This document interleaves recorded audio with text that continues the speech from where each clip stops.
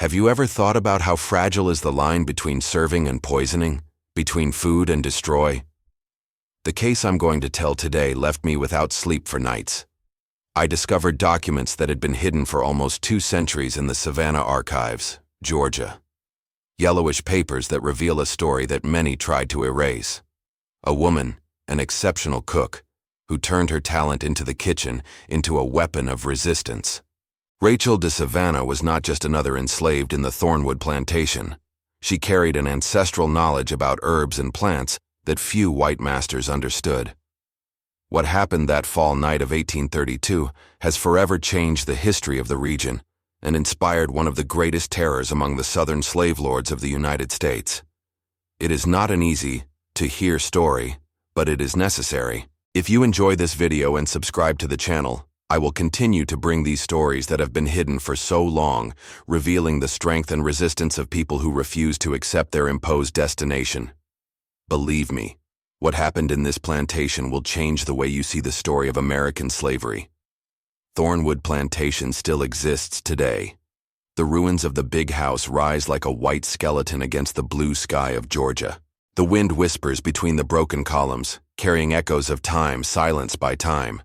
Tourists who visit the place take pictures, admire 19th century architecture, but few know that those walls witnessed one of the most calculated revenge ever performed by an enslaved woman. The sweet smell of the magnolias surrounding the property contrasts with the bitterness of the story that unfolded there. Among these cotton fields, Rachel taught us that true freedom is sometimes disguised as death. May justice not always come at the hands of the oppressor, but from the hands of those who, even chained, find ways to break their currents. In life, just like in death, there are worse things than hunger. One is to feed who devours you day after day. If you want to follow more cases like this, which move with all society and reveal hidden truths, subscribe to the channel so as not to lose any investigation. The Thornwood Plantation extended for more than 500 acres of fertile land. Cotton fields rippled like a white sea under Georgia's merciless sun. The big house, a 2-story mansion with 12 bedrooms and white columns that rose like sentinels, dominated the top of a smooth hill. Around, as satellites of misery, 47 wooden cabins housed the 132 slaves that kept the prosperity of the Thornwood. The day started long before the sun. At 4 in the morning, the foreman's bell ripped men, women, and children from short sleep. Their bodies, already exhausted from the previous journey, dragged for another 15 hours in the fields. The system worked like a macabre watch. Each enslaved had its meticulously defined function. Each watched movement, each breath told. In the hierarchy of that little empire, Mr. William Thornwood occupied the throne. A 53-year-old man, known for both calculated cruelty and voracious appetite for food, drink, and human flesh. Below him, his eldest son, Jonathan, 28, who had learned to be even more cruel than his father. Then came the chief foreman, 3 white overseers and 5 black overseers, chosen among the enslaved by his disposal to punish his own brothers. They carried 9 pointed whips, known as cats, capable of ripping pieces of skin with a single blow. The walls of the punishment house, a stone construction away from the big house, displayed dark spots that no rain could wash. The air of the plantation carried the constant smell of cotton, sweat, and blood. And when the wind blew in the right direction, it also brought the smell of Rachel's kitchen. Rachel was not born in Thornwood. He arrived there at 16, sold from a smaller plantation in Savannah. Now at 32, his body carried the marks of a working life, heated hands, a scar that cut his right forearm, the result of an accident with boiling water when he refused to satisfy the wishes of young Jonathan. But there was something in Rachel that the Thornwood couldn't break. Something in the dark eyes that shone with an intelligence she had learned to hide. Early on, Rachel demonstrated exceptional talent for the kitchen. Her culinary skills soon took her from crop to Casa Grande, where she became the main cook. Rachel occupied a unique space in the plantation. He moved between the 2 worlds, the big house and the senzalas. In the kitchens, I commanded 3 assistants and had unrestricted access to the pantry, the herb garden, and even could circulate through the city market when necessary to buy special ingredients. The Thornwood proud of their cook, showing off their elaborate dishes at the local elite. Without realizing it, they had given Rachel the greatest of privileges: trust. In the Senzalas, Rachel was respected and protected, discreetly diverted food to the weaker, treated wounds with herbal poultice, and whispered words of comfort on darker nights. When he walked the property with his herbs basket, harvesting spices and medicinal plants, no one questioned. Not even when he was embedded in the forest surrounding the plantation, returning hours later with his basket full of leaves, roots, and flowers that few knew how to name. Leave in the comments. Never give up the truth if you believe justice must reach all the oppressed. In the spring of 1831, the cruelty in the Thornwood plantation has reached new levels. The price of cotton had fallen, and William Thornwood was determined to keep his profits increasing production. Daily quotas have become impossible. Every day more bodies were dragged to the punishment house. The sound of the whip has become as constant as the corner of the birds. First was Thomas, a 60-year-old man who could not fulfill his quota. Taken to the punishment house, he received 50 whip that opened his back like a red fan. Rachel treated him at night, applying herb poultice, but he died 3 days later, feverish and raving. Then it was Mary, a 17th-year-old girl who poured tea in William's wife's dress. It was tied to a pole in the center of the plantation and whipped until passed out, then awake with cold water and whipped again. He survived, but never said a word again. Rachel watched her from the kitchen window, her fingers squeezing the knife cable so hard that they left marks on her palm. In July, an escape attempt. 5 men tried to escape at night. 4 were captured before dawn. The 5th, Ezekiel, reached the river, but the dogs reached him. The 5 were brought back, chained behind horses. William ordered a show. All enslaved were forced to watch. The fugitives had a cut foot with a rusty axe. No anesthesia, no medicines later. 2 died of gangrene in less than a week. The other 3 survived, dragging on the plantation as a living memory of the price of freedom. Rachel fed them, cleared his wounds, watched his silent tears. Something changed inside her that day. His eyes, always careful to hide his thoughts, have become even more impenetrable. In August came the drop of water. Rachel's 10-year-old daughter, Sarah, the only light in her dark life, was sent to the fields. In the first week, the girl did not reach the quota. The overseer whipped her in front of everyone. Only 5 blows, for being the first time, he said. Rachel heard the screams of the kitchen daughter.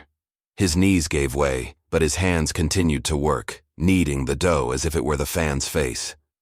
The Thornwood family lived as a small empire. William, the patriarch, was known throughout Georgia for both his wealth and his calculated cruelty. Tall, corpulent, with a well-trimmed gray beard, used his powerful voice to command and intimidate. His greatest pleasure was to publicly humiliate any enslaved that made the slightest mistake, transforming the suffering of others into a show during the dinners he offered. Jonathan, the firstborn and heir, surpassed his father in evil. Thin, with cold blue eyes like ice, had a habit of breaking the newly arrived slaves, violating them until they lost any desire to resist. There was also Thomas, the middle son, a 25-year-old who tried to compensate for his cowardice with excessive cruelty, especially when drunk. Finally, Elizabeth, the spoiled and whimsical 18, who treated the enslaved as disposable toys, ordering punishment for fun. Below them, a layer of forecastes, each specializing in a specific form of torture. Jackson, the chief foreman, always carried a custom whip with small pieces of metal on the ends. Hammond, responsible for discipline in the Senzalas, had a habit of wake up in the middle of the night for surprise inspections, severely punishing any infringement. Peterson, in charge of the fields, was proud of never allowing water breaks, even on the hottest summer days of Georgia. The event that finally sealed the destination of the Thornwood took place on a September Thursday. Sarah, Rachel's daughter, was chosen to serve in the big house during an important dinner. The girl, shaky and inexperienced, stumbled as she served wine, spilling a few drops in the coat of a guest. Jonathan, already drunk, grabbed the offspring niece by the arm so hard that the bone broke with an audible snap. Not satisfied, he dragged her to the center of the room and ordered him to be stripped and whipped right there to entertain the guests. Rachel in the kitchen heard her daughter's shouts.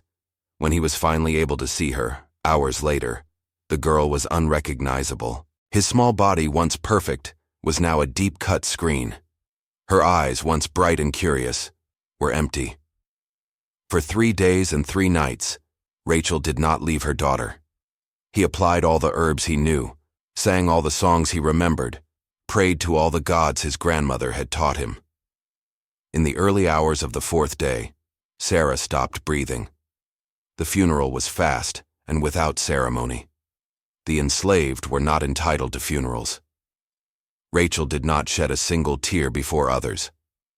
He washed his daughter's body with rose water that he had kept for a special occasion, dressed it in the only clean dress they had. He put a small red seed under his tongue that his grandmother had brought from Africa. When the small, broken body was downloaded to earth, Rachel knelt down and whispered a promise.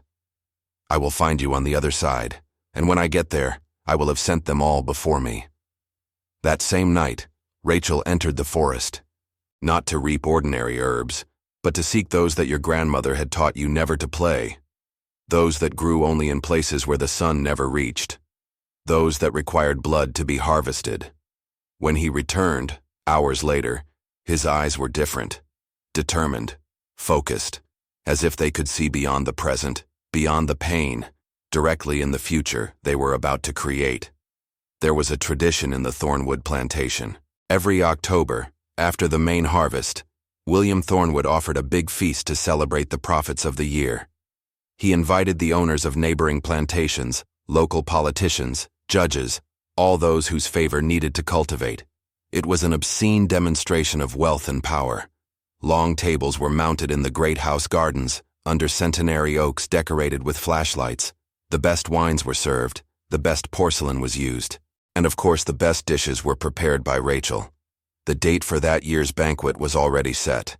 October 15th, exactly 1 month after Sarah's death. When William summoned her to discuss the menu, Rachel kept her eyes low and her voice soft, as always.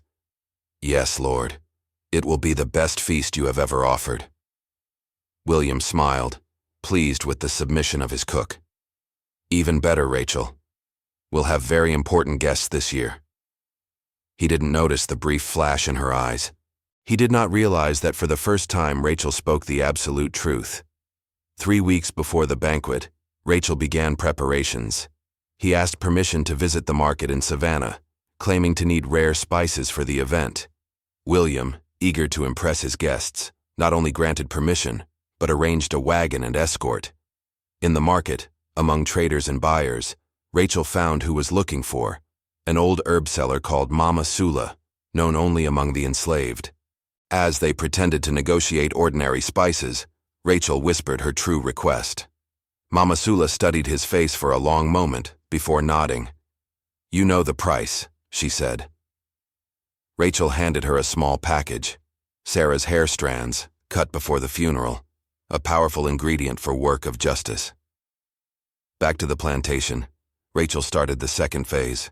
In whispered conversations in the senzalas, he selected his accomplices. Abigail, his assistant in the kitchen, of absolute trust. Joshua, responsible for the cellar, who had access to the wines. Elijah, one of the servants who served at the table. And Mercy, one of the maids of the house, which could circulate freely through the rooms. Each had a reason to hate the Thornwood. Each had lost someone. Each carried visible and invisible scars. Rachel did not promise freedom or escape, promised only justice. It was enough. For 2 weeks, they prepared meticulously. Rachel mapped the big house, memorizing each corridor, every ladder, every door. Joshua studied the drink habits of each Thornwood family member and the main forever. Mercy identified which rooms would be assigned to guests who would stay overnight. Elijah memorized the exact order of the service and who would serve each table. Abigail practiced until he could reproduce exactly Rachel's movements in the kitchen so that someone was watching. Rachel appointed her plan the last banquet. A week before the date, it began preparing the items that could be done in advance. Special preserves, crystallized sweets, complex sauces. Each item prepared with normal ingredients, except for a secret addition. The powder that Sula had given you, a Miss Herbs that did not kill immediately, but gradually, over days, producing symptoms similar to a strong fever. And a second, more powerful mixture for special cases, for William, Jonathan, Thomas, and Elizabeth, for Jackson, Hammond, and Peterson, to each one who had contributed directly to Sarah's suffering. As the 15th approached, anxiety grew in Thornwood. William personally inspected every detail of the preparations. Jonathan supervised the winery, selecting the best wines. Thomas organized entertainment for guests, a grotesque display where enslaved were forced to fight each other. Elizabeth planned her clothing, demanding that 3 servants work exclusively on her new dress. Meanwhile, in the kitchen, Rachel worked with supernatural calm, her accurate movements, her vigilant eyes, her clear mind like never before. On the eve of the banquet, the Thornwood plantation vibrated with frantic activity. In the big house, raised the silverware, arranged flowers in crystal vases, stretched the best linen towels on long tables arranged under the garden oaks. Candle chandeliers were hung on the branches, creating a canopy of golden light. The English porcelain, used only on special occasions, was arranged on accurate batteries. Crystal bowls shone like diamonds under the west sun.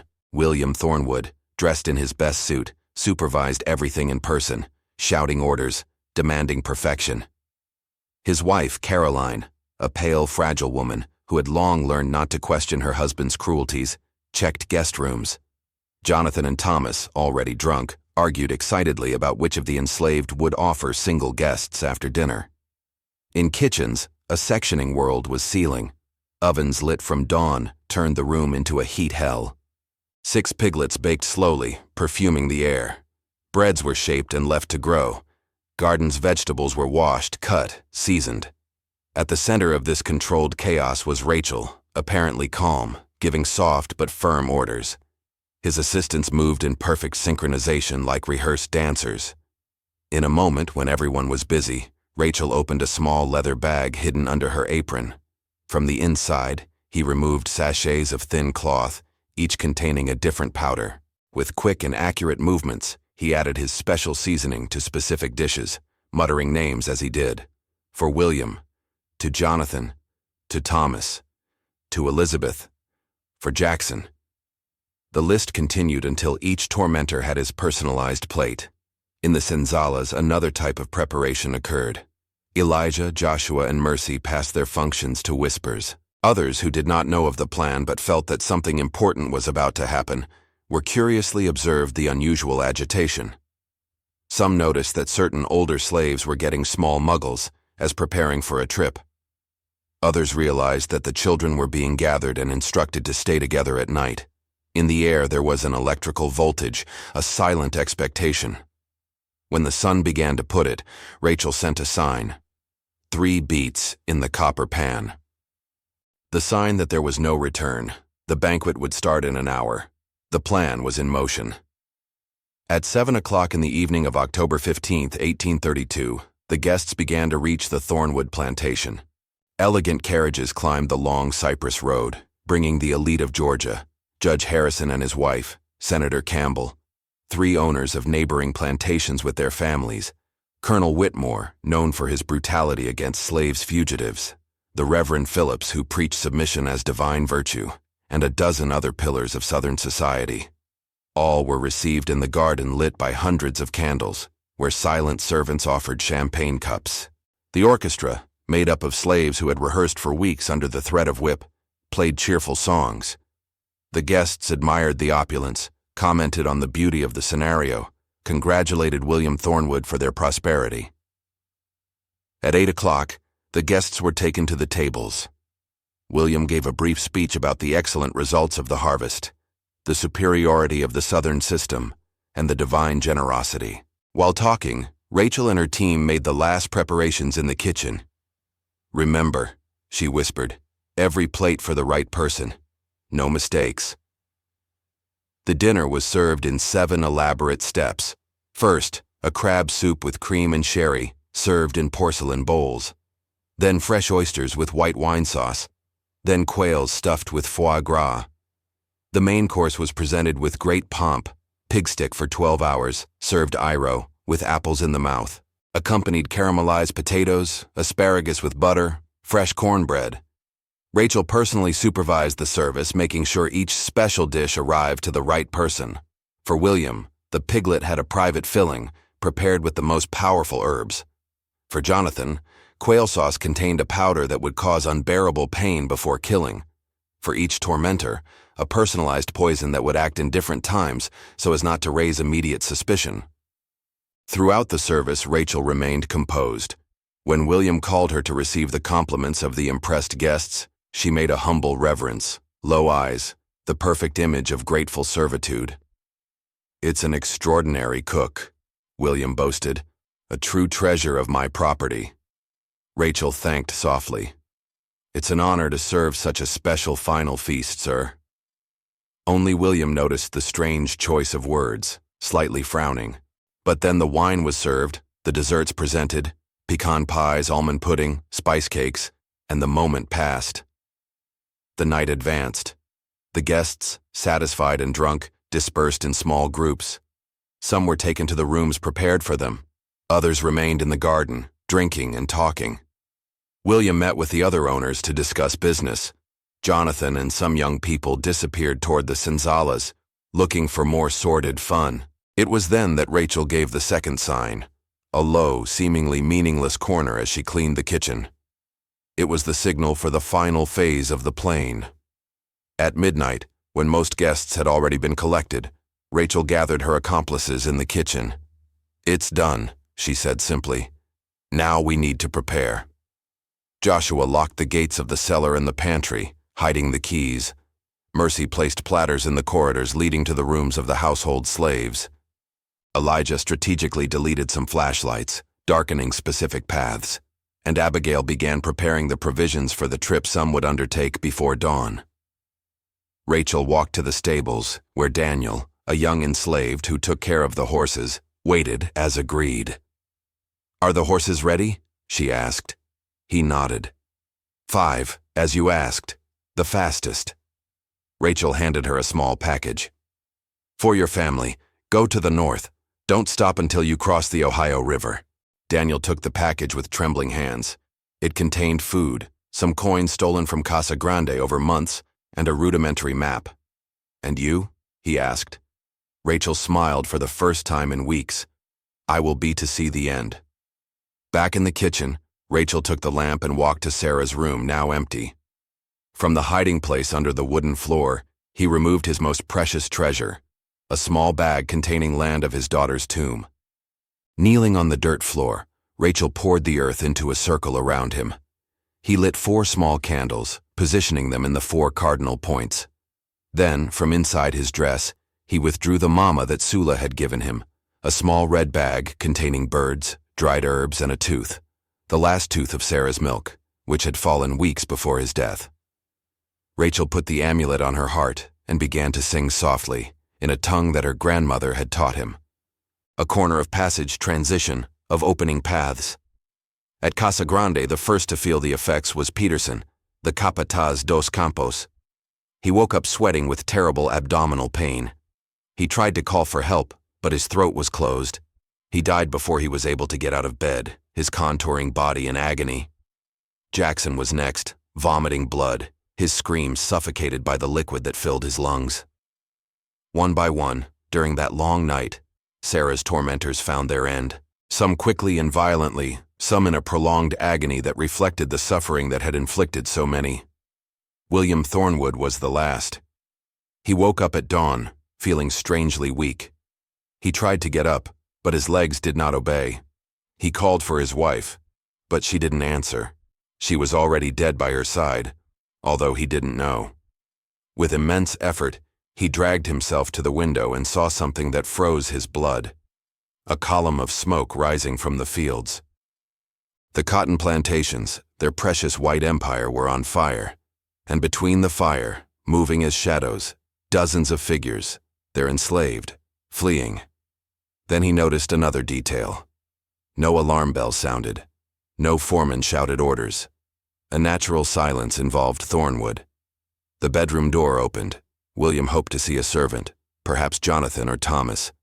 Instead, Rachel entered, calm, erect, his eyes finding his directly for the first time. What, and you did it?" he managed to ask, his voice little more than a whisper. Rachel slowly approached without fear. "I served what you deserved," she simply replied. Each one received her special plate. William tried to scream, but her voice failed. "My members were too heavy." Sing. He loved the smell of fresh bread. He had a crooked tooth in front that made her whistle when he laughed. "You took it all. So I took everything from you." William felt a launching pain up his spine. His eyes blurred. His last views were Rachel, standing by the window, calmly watching the Thornwood Empire crumble in flames, and a small red bird landed in the parapet, singing a melody he had never heard before. When William's body stopped righting himself, Rachel did not feel the relief he expected. The pain was still there, throbbing in his chest like an open wound. But there was something more now, a purpose fulfilled, a promise maintained. She walked slowly through the corridors of the big house, going through twisted bodies, open doors revealing scenes of sudden death. In each room, she stopped briefly. In every frozen face in agony, she saw the reflection of Sarah's suffering. There was no pleasure in this view, only the cold satisfaction of consummate justice. In the garden, where hours earlier the luxurious banquet had been served, Rachel gathered those who had decided to remain, too old to escape, those who had nowhere to go, those who, like her, needed to witness the end. Abigail brought the kitchen fire to a makeshift torch. In silence, Rachel took her and walked to the big house. Without hesitation, without ceremony, he launched his torch through the main room window, straight into the velvet curtains imported from France. The fire spread rapidly, fed by Persian rugs, mahogany furniture, leather-bound books. The flames first devoured the symbols of opulence, then the walls that witnessed so many cruelties, finally, the bodies of those who had built their paradise over the hell of others. Rachel noted, impassive, the flames rise to heaven as prayers. While the big house burned, a silent exodus was organized. 27 people, including 12 children, departed immediately to the north, led by Joshua, who knew the way to the first station of the Underground Railroad, the secret network that helped slaves to reach free states. Other 17, led by Elijah, went to the west, where fugitive slave communities hid in the mountains. A few, more bold, took the horses of the Thornwood and rode south to the Florida swamps, where communities of fugitive and indigenous enslaved survived far from the reach of whites. Rachel did not leave with any group. There were internal resistance to his decision to stay. Mercy begged him to run away. "They will come after you first, you know that." Rachel just smiled, that same calm smile that now caused goosebumps in everyone who saw him. "Let them come. My work here is not over." When the last group departed, a column of 53 souls marching toward an uncertain but free future, Rachel remained standing in front of Thornwood's steaming ruins. Beside him, 8 people, the very old to travel, the very sick to escape, and those who, like her, had decided that her fight would be right there. Together they formed a circle around the still hot ashes. From his pocket, Rachel removed the little red bag that Sula had given her. He opened it and spread his content over his embers, causing a last bluish flame that illuminated his determined faces against the dawn sky. The news of what happened in Thornwood spread like fire in dry straw. First, it was the official reports. An urgent letter from the sheriff from the county to the governor, reporting the most horrendous white massacre by blacks since the Nat Turner Rebellion. Then came the newspaper articles, describing in sensational details as a gang of wild slaves led by a demonic cook had poisoned his masters during a banquet. The headlines stamped, "Terror in Thornwood, Poison Serves Revenge." The owners of neighboring plantations panicked. Some sent their families to the cities, considered safer. Others reinforced surveillance, hiring more forever, imposing even more rigid collectors. Many began to prove the food prepared by their enslaved before eating it, demanding that the cooks tasted each dish in front of him. In some plantations, you started to completely dispense with black cooks, preferring that their wives and daughters would assume the cook even if it meant less elaborate meals. But in the barracks in Senzalas, another story circulated, whispering from ear to ear, traveling from plantation in planting through encoded songs and messages hidden in food baskets exchanged between neighboring properties. Did you hear about Rachel's method? I heard she used plants that grow right here, right under their noses. In weeks, reports of similar incidents emerged. A particularly cruel foreman in South Carolina found dead after a meal. An entire family in Mississippi, inexplicably sick after his Christmas dinner. A slave auction in Virginia, interrupted when half of the buyers began to vomit blood after consuming refreshments served by local enslaved. State authorities sent militias to investigate what they called the conspiracy of the kitchens. In the capital of Georgia, a special commission was created to study the problem of slave poisoning. Laws were approved by prohibiting enslaved herbs or plants without direct supervision. Whole plantations had their gardens of torn herbs. Severe penalties were instituted for any enslaved found with suspicious substances. But it was impossible to prohibit knowledge that was already spread, impossible to rip the plants that naturally grew in forests. It is impossible to prevent Rachel's recipes from being memorized and passed on. The state's response was quick and brutal. A week after the incident, a force of 60 armed men, including militia, professional slave hunters and surrounding plantations, surrounded the remnants of Thornwood. The 8 who had stayed with Rachel were entrenched in the old smoking house, a stone structure that fire had not consumed. For 2 days they resisted the siege, using makeshift weapons and structure itself as a defense. On the morning of the 3rd day, the militiamen set fire to the roof. The smoke quickly filled the inside of the small structure. Old Jacob, the oldest in the group, was the first to fall, suffocated. Mercy and 2 other women tried to get out of a narrow window but were greeted with a shot. Their bodies were hanging in the railing, bloody flags of resistance. Rachel and the remaining 3 survivors took refuge in the basement of the structure. They knew there was no escape. "They can kill us," Rachel said calmly as the smoke was down the stairs, "but they can't kill what we started here." From her pocket, she removed the last bag of Bressula, a quick and painless poison. He offered his companions. 2 accepted. The 3rd, a young man named Benjamin, refused. "I prefer them to see me die," he said. When the militiamen finally invaded the basement, they found Rachel sitting calmly on the floor, hands on her lap, as if just resting. His companions had already broken. Benjamin was standing beside him, a protective hand on his shoulder. Rachel looked straight at the militia leader, a man named Colonel Whitmore, known for his brutality against slavery fugitives. Without fear, without trembling, she uttered her last words. "You will never sleep calm again. You will never eat without fear again. In every spoon, every fork, every sip, you will remember Rachel." Whitmore threw it personally, first in Benjamin, then in Rachel.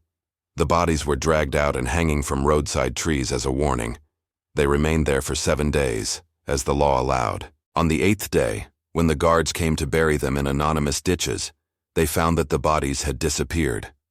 Only a small bunch of land marked the place where Rachel had been hanging, and on this hill, inexplicably, a plant with small red flowers was growing that no one could identify.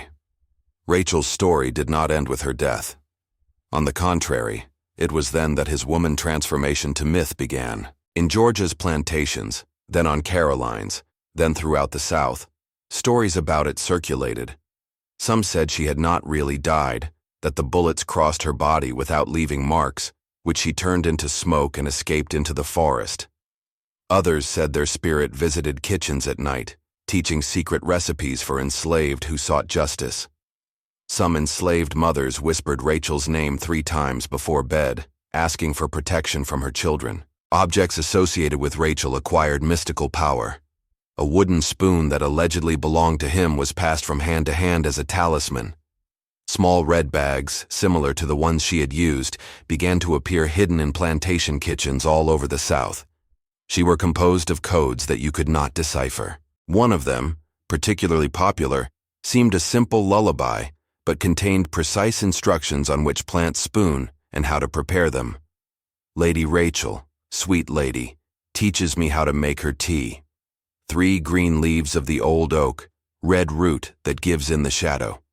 Mix, mix until the moon change, for the cruel lord to fall asleep and no longer wake up. Each year, on the banquet's anniversary, enslaved from various plantations found ways to celebrate secretly. Some left small offerings, a red flower, a wooden spoon, a piece of bread, on the foot of old trees, others fasting in their honor. Near Savannah, the tradition of lighting a single candle in the east, to guide Rachel back when she decides to return. Academics and authorities tried to minimize Rachel's impact. Official reports described her as a disturbed criminal whose actions were an isolated case of madness. Newspapers avoided mentioning their name, referring to the incident only as the Thornwood disaster. In churches, white shepherds preached the dangers of allowing slaves to learn skills beyond their condition, indirectly citing the case without ever named it. But popular memory prevailed over the official version. Decades later, even after the abolition of slavery, Rachel's story was still alive. Former slavated, now free to tell her stories, they spoke of her reverently. An elderly woman, interviewed by a University of Howard researcher in 1890, described how, as a child, her mother had taught her about the Rachel method. It was not just revenge, you know. It was about showing them that we were not things. We could decide our own destiny, even when they thought we had nothing. In 1897, an old enslaved shed was demolished in a plantation near Savannah.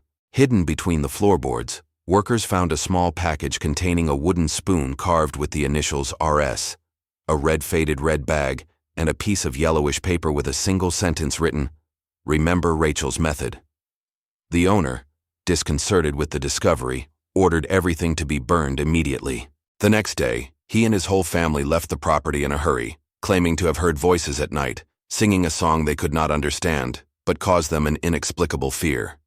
Today, more than 190 years after the fatal banquet, few know the full story of Rachel de Savannah. History books rarely mention it. Savannah's tour guides, as they pass the ruins of old plantations, tell sanitized stories about life in the Old South. But in certain communities, particularly among the descendants of enslaved in the region, Rachel's name is still pronounced with a mixture of respect and fear.